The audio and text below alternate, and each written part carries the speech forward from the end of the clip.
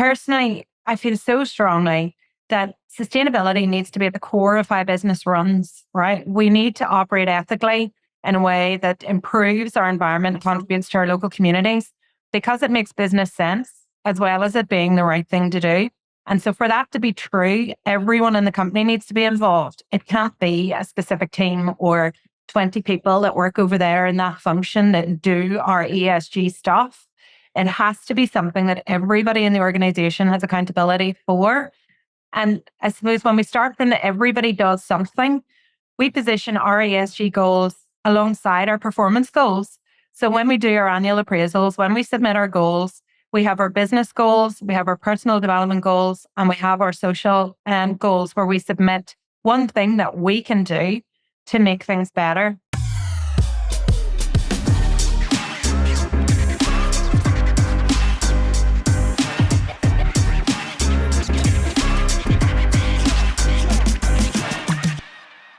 Welcome to the Future of Field Service podcast, where we deliver both information and inspiration on how to differentiate your business through service and lead through change.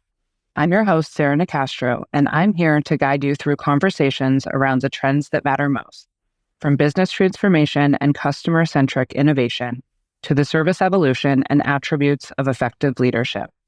Join us on this journey as we welcome industry leaders, visionaries, and experts to share their personal stories of change, challenges, triumphs, and transformation. Let's dive in. Welcome to the Future of Field Service podcast. I'm your host, Sarah Nicastro. Today is the last interview in our focus in the month of March on talking about the International Women's Day theme of inspiring inclusion, sharing women's stories, journeys, and amplifying women's voices, as well as talking about the issues that are relevant to us creating more diversity in service and inspiring inclusion. So thrilled to be here for our last featured episode to talk about creating sustainable service. So I'm welcoming to the podcast today Sarah McKay, who is the Vice President for Service Delivery at Concentrix. Sarah, welcome to the Future of Field Service podcast. Hi, thank you for having me. It's Sarah squared. I love it. And we both spell our name the same way, which is just makes it easier for me to not make any mistakes. So thank you for being here. Thrilled for our chat today. Before we get into it all, just tell everyone a little bit about yourself, your role, Concentrix, whatever you would like to share. Okay, so my name is Sarah McKay. I have a husband, 3 children, and 2 dogs. They are all boys. So I live in a very high energy environment. Personally, I love to travel. I love adventure travel, particularly hiking, mountain climbing, things like that. And in 3 weeks from now, I'll be heading to Patagonia to trek. So super excited about that. Work-wise, Concentrix, we're a customer experience company. We combine human talent with technology to design, build, and run customer journeys at scale. Like you said, I'm a VP of Service Delivery, and I've worked here for almost 18 years, and I've always been in an operational role. So for 15 years, I managed regional operations up to about 7,000 people. My job was to make sure our people were happy and successful, and our clients are happy and successful. And 18 years sounds like a long time, but really in that time, our business has changed and grown hugely. We've had 7 acquisitions in that time. So I've had major opportunities to develop and change what I'm doing.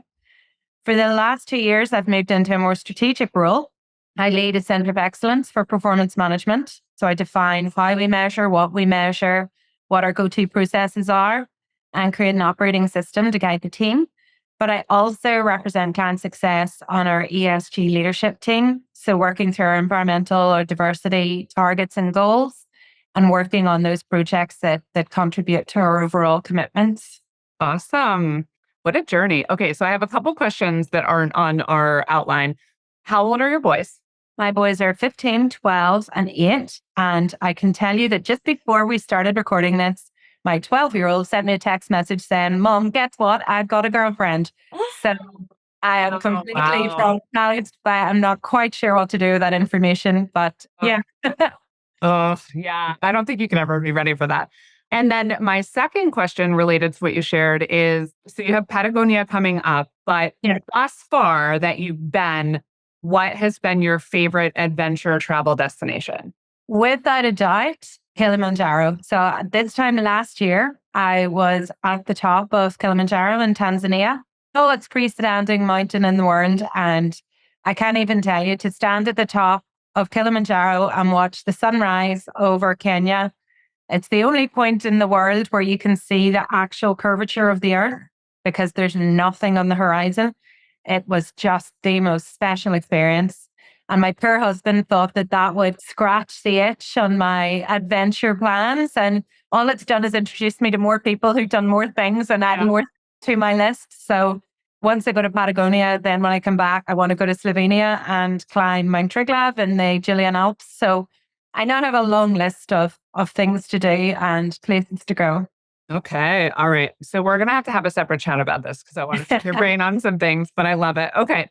So as you mentioned, you have been with Concentrix 18 years. You were, for quite a big chunk of that, focused on the strategy and execution part of it, and now focused quite a bit on change leadership and ESG, et cetera. And so today we're going to be talking both about sustainability in service and also how that intersects with the themes of International Women's Day and this idea of diversity, and talk a bit about your journey as well. So to start, when you think about the ways in which your company and other companies can be thinking about how to make service more environmentally friendly, so thinking about the environmental piece first, what's the perspective you have on that? What's the lens in which you look at that? It's a huge topic. It's something that I think everyone knows is important. People are committed to, obviously, to varying extents. But how do you frame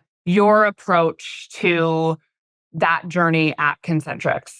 So there's so much commentary and pieces in the news and drama about the environmental crisis, climate change, all of those things. And I think it can be quite overwhelming and it feels too big and people don't know where to start. So therefore they don't start and we do nothing, right?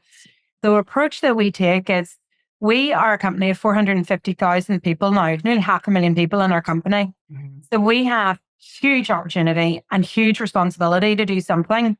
So our starting point is every one of those people did one thing, small or big, we would have a huge combined impact. That's where we start from.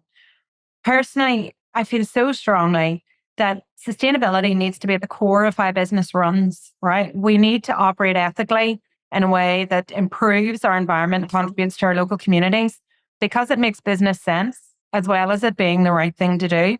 And so for that to be true, everyone in the company needs to be involved. It can't be a specific team or 20 people that work over there in that function that do our ESG stuff. It has to be something that everybody in the organization has accountability for. And I suppose when we start from that everybody does something, we position our ESG goals alongside our performance goals. So when we do our annual appraisals, when we submit our goals, we have our business goals, we have our personal development goals, and we have our social goals where we submit one thing that we can do to make things better. And that kind of helps drive that one Concentrix culture within the whole organization. So we do have teams of specialists who work on very specific and scientific things like our carbon contribution targets. That's scientific, that needs help.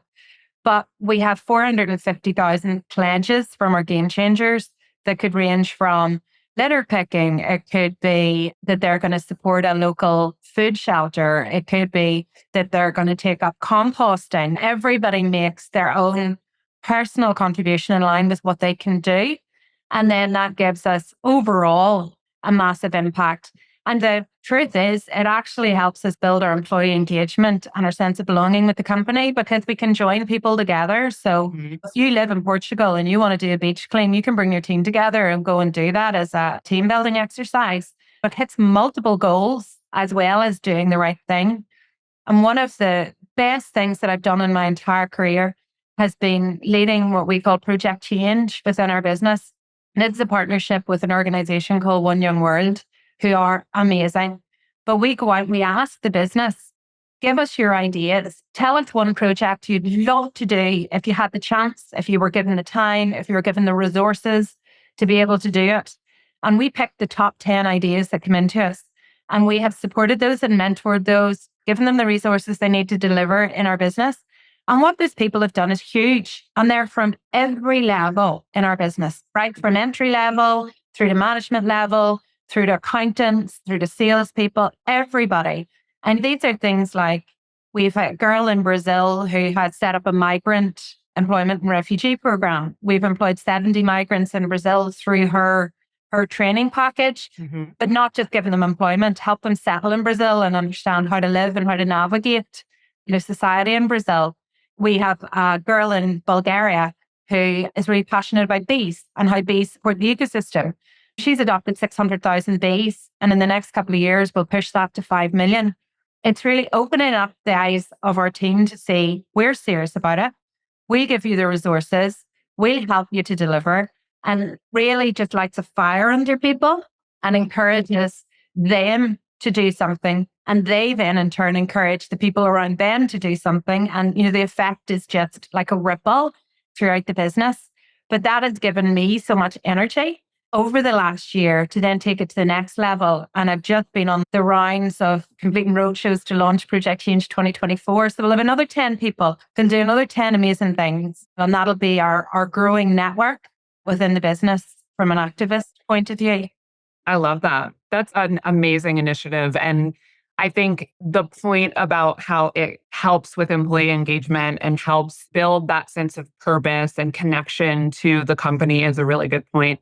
Thinking, I guess, taking a step back, right, and just thinking about advice for others, right? I think the point you made is a good one, which is because it's such a tremendous responsibility and a broad challenge, people can get stuck on how do we get started. So I think, are there ways, you talked when we spoke before about the idea of not needing to completely change things, but looking for opportunities to embed change into standard practices. Do you have any examples of that you could share so that people can get a sense of how to take some of those steps without feeling like they have to change the whole world at once?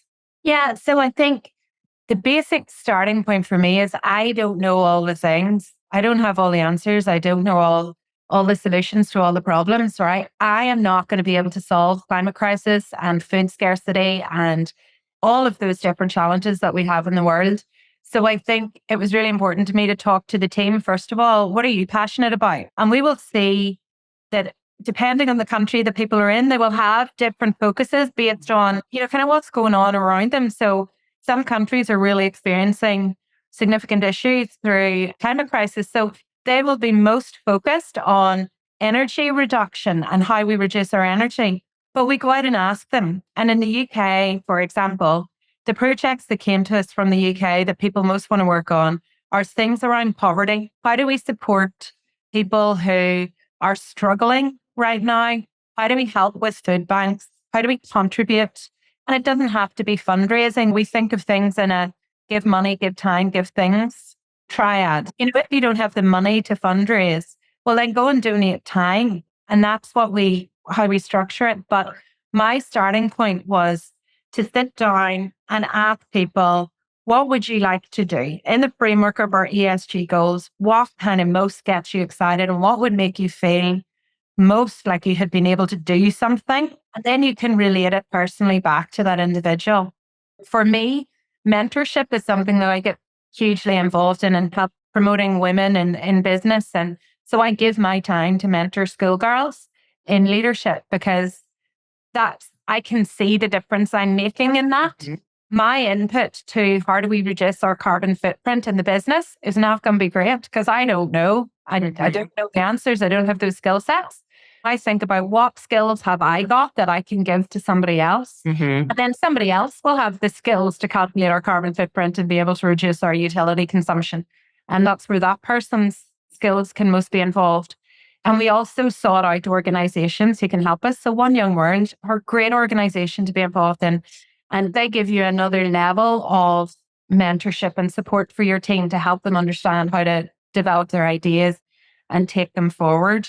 Yeah, I think the basic starting block is, where are you in the world? What are the primary challenges that you're facing in your region, in your town? And how can your staff help to make it better? Yeah. And I love that point about step one is ask the question and do some listening, right? Because I think that's probably why it's so closely tied to employee engagement, because you aren't saying, here's what's important to Concentrix. Can you be involved? You're asking what's important to them and structuring the initiative that way, which makes sense.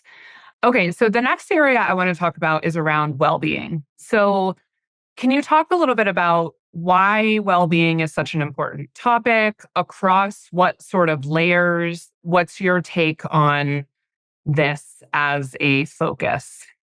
So, well-being is something we've really started to talk about in a lot of depth in the last maybe 3 years. And when I think about it, well-being has two meanings for me. We have our physical well-being and we have our emotional and mental well-being, and they're related, but two different focus areas. And when I think about physical well-being, right, it's looking after yourself and looking after your team, but recognizing things like burnout, having the tools and the environment in place that gives people the opportunity to have conversations in psychological safety, to talk about working styles, to be respectful of people's working hours, especially in a global organization. If it's 2 o'clock in the afternoon, my time, and I need information, I need to be respectful that it might be 3 a.m. for somebody else. So I'm just not going to get it. That's not reasonable. Making sure and being observant that people are taking breaks, that they're taking the right time off, that they're not just extending their shifts globally and ending up working over 16 hours. And I think as leaders, we need to be really conscious that we model that behavior. So if I'm answering emails at 1 o'clock in the morning, that sets the tone for, well, maybe I should be doing that too. And that example flows down through the organization. So I know that I need to show that I value time away from work, that I value outside interests, and that I respect people's personal time. And my team will tell you, I have a common phrase that I start with where I say to people, if you can't do the job that I'm asking you to do in 40 hours, then either you're not doing it right or you're not capable of doing it. So I don't give brownie points for somebody, staying on and working to 10 o'clock at night. That's a red flag to me, not a green flag. Mm-hmm. And then aside from the physical well-being, there's the emotional well-being. And a lot of people talk about emotional well-being and supporting people in times of crisis and times of need, but it has to be more than just having processes or EAP schemes around mental health. But it's back to that concept of having a safe space where people feel okay to say, I'm not okay today. I'm struggling today. Or that they can say, I don't like that idea. I don't like where we're going. I don't like what we're doing as a business. I don't think this is right.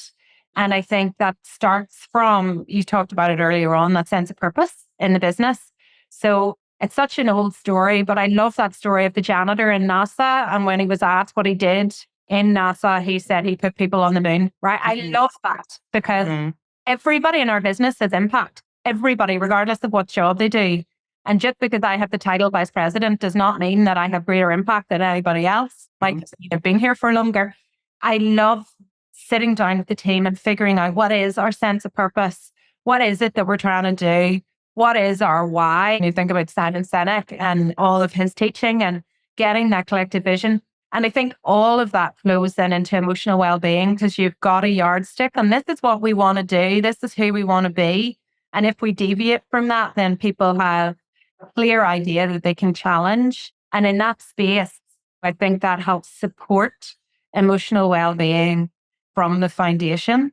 Yeah. Do you feel like well-being is a topic that gets as much focus as it deserves?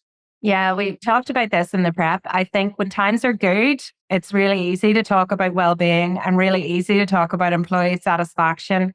And that when pressure increases and where performance isn't maybe where you want it to be, sometimes that collaborative and supportive approach starts to show cracks, right? You start to see more of the traditional command and control management styles or driving cost optimization and things like that. And that's where people's workloads start to increase. And people start to feel the pressure, and it's tough, right? It's really tough. But I think within Concentrix, the thing that helps us fight this tendency, and we're not perfect and we don't do it right every time for sure, but we invest really heavily in company culture. We have 9 culture statements. And actually, I've just been in London for 2 days with over 1,000 people where we talked about our culture and has it changed and does it still fit? How do we live that? But why that's really important is because the whole leadership team say, this is what we want. This is what we expect. This is how we should interact with each other. And this is the sort of environment that we want to create. And that creates the language to challenge it if it's not happening. So if somebody is showing those cracks, and if they're driving pressure and stress and anxiety in the business, it says, well, you're not really living up to that culture statement, or I'm not really feeling that we're operating in line with our culture. And it depersonalizes the conversation and it hopefully allows people to challenge. But sometimes that inclination to drive short-term success is overwhelming because if you just push, you can get to that number, but you also know you might break people along the way. And that's kind of a hard balance to, I really want to hit this number, or I really want to look after my people. But the research points towards the fact that companies who stick to their culture, have the sense of belonging, have a strong ESG policy, show commitment to well-being, have better growth rates. It's better to do things in the right way. The numbers are there. Your business will be more sustainable. Stephen Bartlett, Simon Sinek, KPMG, Deloitte, all of those big organizations all say that companies who drive purpose and sustainability perform above market average. So even if you're dealing with somebody who's a bit eye-rolly about fluffy concepts like well-being or like diversity, the hard facts are there, and you can make comparisons between here's a company doing the right thing all the time. Here's a company that's just driving bottom line exclusively all the time. They're both different. So logically, for me, if people feel like a company cares about them and cares about the planet, they're more likely to care about the company and care about the results that we get. And so the results are mutually beneficial. Yeah, I agree. I think what's interesting, I was thinking of 2 things as you were sharing. One is, I agree with you, and we did talk in our prep about the fact that when we talk about employee engagement and well-being and company culture, there can be this focus on it that is tested when it comes down to those hard decisions of, do I push too hard to hit this short-term metric, or do I believe in the approach? And as you said, very fact-based. I think it can also happen the other way, in the sense of when times are bad, particularly with an individual employee or in a situation like COVID. We saw more focus on mental health and well-being than ever before. So it's almost like when we reach a crisis point, then it can be like, okay, let's scramble and figure this out. What do you need? And I guess what I'm trying to impart is we need to not let it get to that point. It should be something that's part of the everyday. So people shouldn't need to reach a breaking point to speak up, right? They should be able to do so beforehand. And that's obviously the responsibility of individual leaders and the company culture. The other point I just wanted to make, going back to what you said about being conscious of your time online and when you're messaging people, things like that.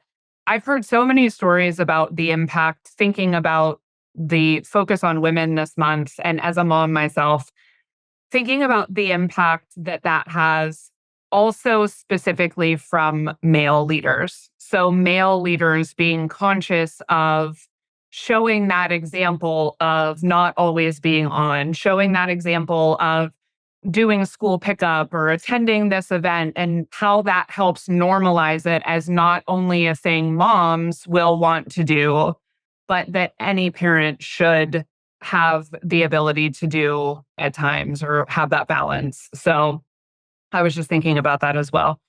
Okay, so the next area that I want to talk about is diversity and how it so this leads into the focus of the month, but how it also factors into sustainability. So can you talk about that connection? Yeah, so Diversity, we're all in the service industry, right? It's our job to service the customers, our direct customers, or our clients' customers. We probably all live and breathe by our CSAT, right? And how happy people are with us and whether we're doing a good job, as well as the efficiency of that service, reducing cost to serve, all of those metrics. But we're servicing a diverse population, right? Our customers are not all white middle-aged men. They are all races, all genders, all ages, all religions.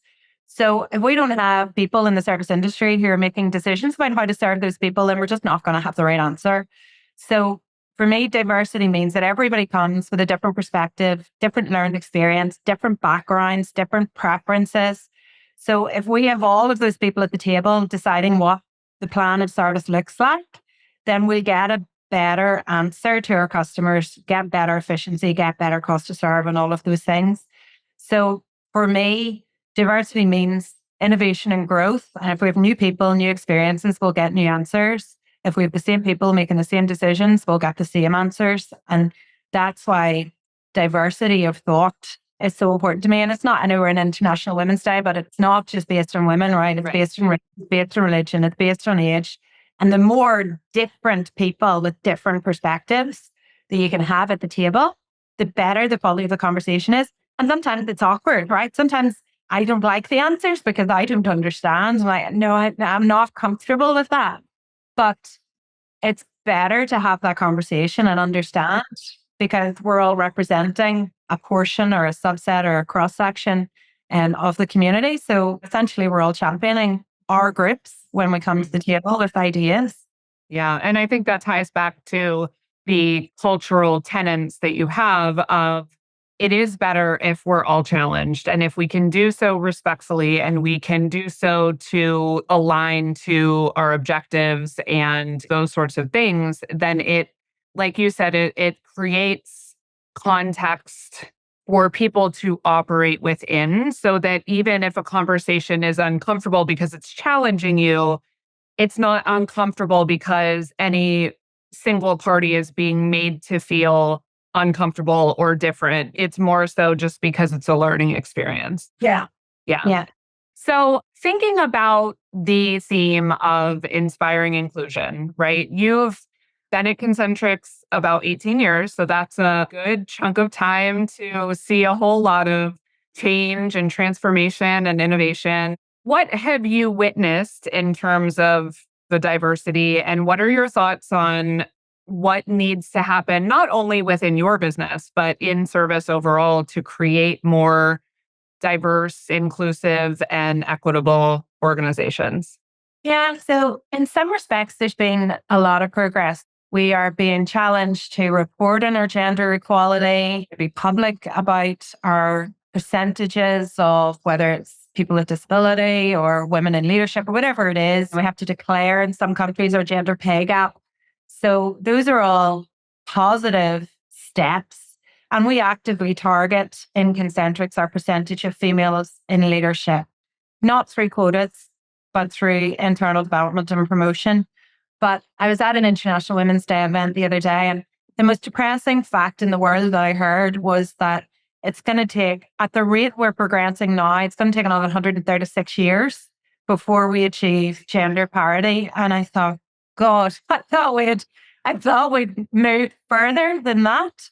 The fundamental issues of childcare responsibility, flexible working arrangements, sometimes leadership style that, sees women stopping at a certain level and not being prepared to move any further are still real issues. And my own personal journey with this has been really interesting. I've always had male bosses, but I've been lucky in that I've had really supportive male bosses who've challenged me and pushed me on. And one boss in particular at the start of my career, he kept pushing me to join networks like Women in Business or those sorts of organizations. And I fought him and refused to join, because my view back when I was like 20 odd was I do not need special events to attend.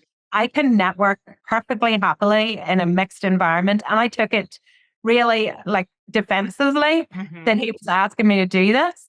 But through time, when you read stats like 136 years, my perspective has completely changed on that, because the truth is women are starting from a lower base, right?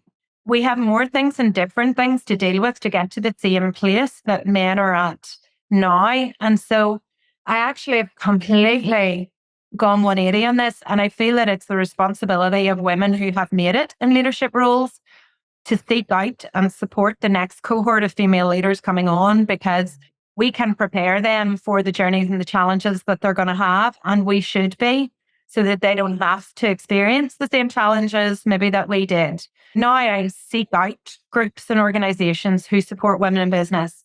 I work with a local not-for-profit called Sisters In, who work with 17-year-old schoolgirls to show them what it's like to be a leader in business. So they start to think about that as a career rather than teacher, nurse, doctor, lawyer. And we have our network of women in Concentrix, which champions women in our business to support. And I honestly believe mentorship is one of the most powerful tools that we have as women to support each other and leave the ladder down, as I say, for the next people coming along. I don't think I have all the answers to creating a more diverse organization, but I have a very logical mind, and where I always start is to start with the reporting. So where are you at right now? What does diversity look like across your organization right now? Are there career levels or departments or functions where there's a clear gap? And if there is, that's where you go and you start to ask the question on, why are women not coming into this function? Why do you not employ women? And then that starts to build your action plan for what you need to do next. And it'll be different in every function that you go into. But understanding that dynamic, I think, is really key. And I also think that being clear as an organization that diversity matters and it's valued and there's a business sense to it. So if I go back to better decision making, better outcomes, better results in a diverse environment, setting that as the expectation rather than you need to get 50% diversity. Because that leads to quotas. And I think quotas are really damaging both for women and for the business. But to encourage people to spend time thinking about how to achieve representation. And there's all sorts of leadership programs and mentorship and creating networks that'll then start to shift the results. But knowing where to start is key. And I think something you said earlier is really important. The role of allyship can't be underestimated. So I think sometimes men feel like they are being disadvantaged if we are focusing on women to move into leadership roles. But actually we need men to help model the behaviors that allow women to succeed, not at the expense of men, but alongside men.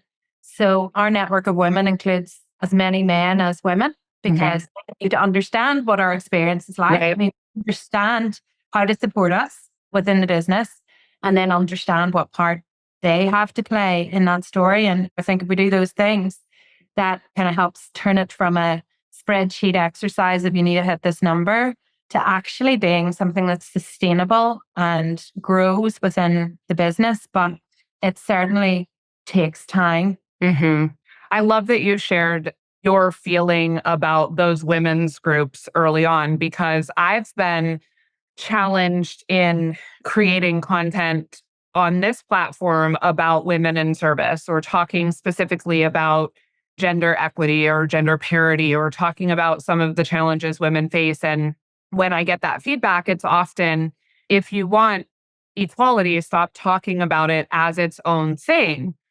And I have reflected on that, because I don't take feedback lightly and I want to think through it. But I think at the end of the day, I would love for it to not be necessary, but it still feels necessary. And I think for me, that's because sharing stories is a powerful way for people to understand that while there is in many organizations these varying degrees of focus or goals around diversity, when you get into the layers of the business, there are often still very toxic biases, situations, experiences that do not create environments that women can thrive in. And so the only way that I think we create better awareness about those things is to share them, to speak up, both within the organization and in platforms like this, where we can share those things with one another and with others.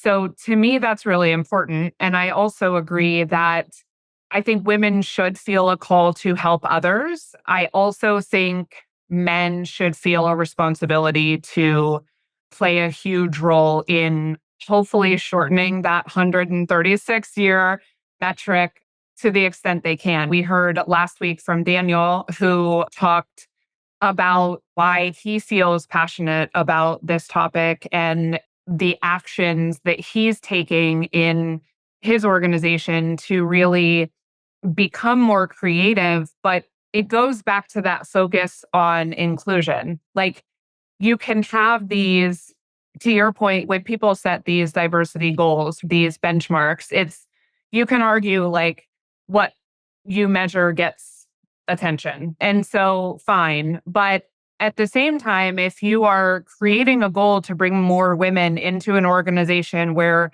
they don't feel valued, they don't feel supported, you don't want to hear what not just women, anyone actually has to say, that's the difference, right? That value of diversity that you spoke about earlier comes from that diversity of thought. And that's only possible not when we're just trying to hit a quota, but when we value including all sorts of different people because we know it will make the organization stronger. So I think there is still a lot of work to do. And so that's why I think conversations like this are important to have. And the work that you're doing both within the business to appropriately challenge, to advocate, to support, and then the work you're doing outside of the business to help young women see different potentials for themselves. It's hard work, but it's admirable and it's the right thing to do. So I really appreciate you coming and sharing your perspective. And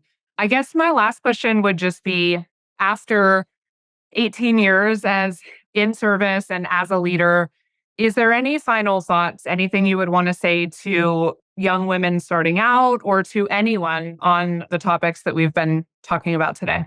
Yeah. So I think in the last 17 years, if I went back, how would I do things differently? I think I don't have all the answers, right? I think in my early career, I felt that I probably should.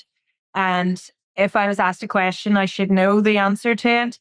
And that's not the case, right? So I think if I had asked more questions and been brave enough to ask more questions, I probably would have got things done a lot easier. And yeah, I would have learned more things. I think that was the first key learn, is that if I don't know something, most likely somebody else in the room won't know it either. So just be brave and ask the question. And I think related to diversity, I think the core element of diversity is not to have the numbers match, not to have this percentage of women, this percentage of men, this percentage of people who are from the LGBT community, this percentage of this race. It's to have representation. And it's not that you need to be like them to get to that role. It's that we all bring something, and we bring something different and unique, and that is valuable. And I think sometimes when you start your career and 17 years ago, you think, well, I need to be like him. I need to be like that person because they're really successful. So I'll model that behavior. And actually you're in the role you're in because of what you bring, not you, and that's different to everybody else. So those are the two learns that I have. And I love to lead through collaboration. I'm not a I do you, I say you do you type of leader. So I love getting everybody's input into a problem. I love it when somebody has an idea that I haven't even thought of, and going through that process of getting to the solution together, spending my time asking people's opinions and thoughts rather than just thinking about my own and then telling everybody else how clever I am. That's my style of leadership. And it doesn't have to be confrontational, but I am genuinely interested in people. I love hearing people's stories, and I'm honest with my thoughts. And that honesty and openness, I think it's something that Concentrix has helped me learn and develop over the last 17 years, and has given me the space to make mistakes, to relearn, to pivot, to do things differently. So I've been very, very lucky to grow my career here. Mm-hmm. I love what you said. And I think it's a great note to end on. But I think part of the power of diversity is that sense of freedom that no one person needs to know everything or be good at everything. But if you bring a group of people together that have varied experiences and knowledge and insights and perspective, then together you can achieve these great things. I was nodding and smiling because often now when I speak and do a keynote or a session at an event, people will come up to me and say like, "Oh, that was so great. You're natural." And I think back to when I first started, it was very similar. I was horrible at it because I was on stage thinking I have to be the smartest person in the room if I'm going to stand up here and speak to everyone. And over time, I realized like, no, actually, if I just be myself, that's when people appreciate what I'm saying and value my contribution. And when I leaned into that, that's when things changed and I became more comfortable, but I also became a lot better at what I was doing because I wasn't trying to be something I wasn't. I was just embracing the fact that, like you said, we all have unique value. And if you just bring that to the table and are willing to learn and listen and work well with others, that's where the beauty of it comes from. So thank you so much, Sarah, for coming and spending some time with me and sharing your experiences. I really appreciate it. It's been great. Thank you. Yes. If you've missed any of our other podcasts from this month, I encourage you to go back and have a listen. You can find them all at futureoffieldservice.com. The Future of Field Service podcast is published in partnership with IFS. You can learn more at ifs.com. As always, thank you for listening. Thank you for listening to the Future of Field Service podcast. We hope today's conversation has provided you with a light bulb moment or given you some valuable food for thought. To learn more about any of the topics discussed in this episode, visit us at futureoffieldservice.com. If you enjoyed this episode, please don't forget to rate us on your favorite podcast platform to help others join the conversation. Also remember to hit the subscribe button and turn on notifications so you don't miss a future episode. The Future of Field Service podcast is published in partnership with IFS. To learn more, visit ifs.com. On behalf of everyone at Future of Field Service, thank you for listening.